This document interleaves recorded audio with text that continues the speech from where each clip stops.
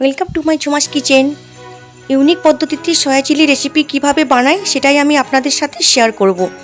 তো ফার্স্টে সয়া চাংসটা সামান্য পরিমাণ নুন দিয়ে সেদ্ধ করে ভালো করে জল ছেঁকে নেবার পর একটা পাত্রে সয়া চাংসটা যতটা পারবো হাত দিয়ে ভালো করে ম্যাশ করে নেব।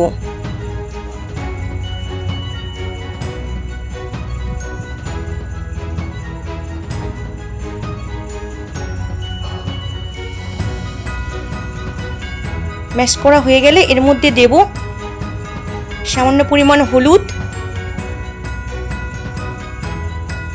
টেস্ট অনুযায়ী নুন,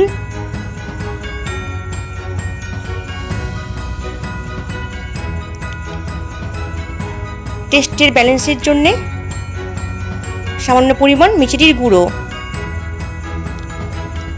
আর দেব সামান্য পরিমাণ গোলমরিচের গুঁড়ো, 1 চামচ আদা রসুন বাটা, 2 চামচ মতো কর্নফ্লাওয়ার,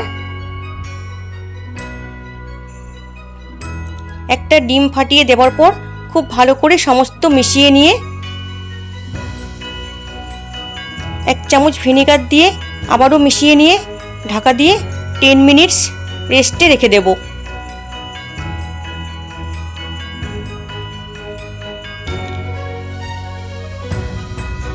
এখন 10 মিনিটস হয়ে গেছে। কড়াইয়ে বেশ কিছুটা পরিমাণ রিফাইন অয়েল দিয়ে গ্যাসের ফ্লেমটা হাই করে দিয়ে অয়েলটা গরম করে নিয়ে গ্যাসের ফ্লেমটা লো করে পকোড়াগুলো বলের শেপে ভেজে তুলে রাখবো।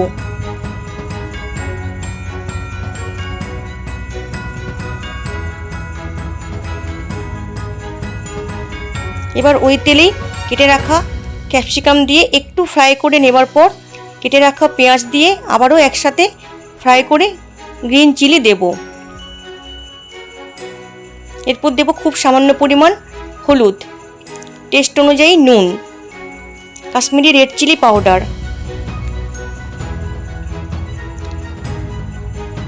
2 চামচ আদা রসুন বাটা দিয়ে ভালো করে কষিয়ে নেবার পর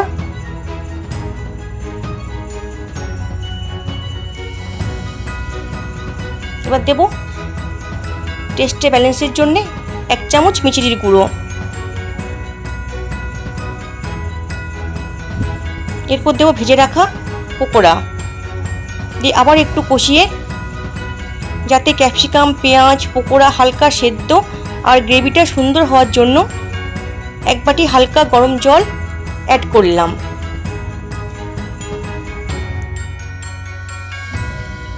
এরপর 2 চামচ ডার্ক সয়া সস, 4 চামচ টমেটো কেচাপ একসাথে মিক্সড করে দিয়ে দেব।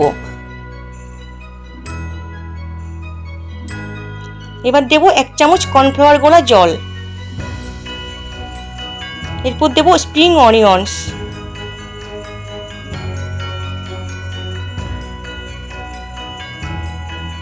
এরপর 1 চামচ বাটার দিয়ে ফিনিশড করব।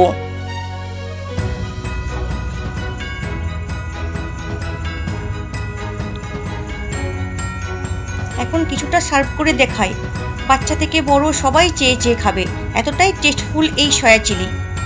আমার এই সয়া চিলি রেসিপি যদি আপনাদের ভালো লেগে থাকে তাহলে প্লিজ লাইক করে দেবেন, চ্যানেলটা প্লিজ সাবস্ক্রাইব করে দেবেন। সবাই খুব ভালো থাকবেন, সুস্থ থাকবেন। Thank you.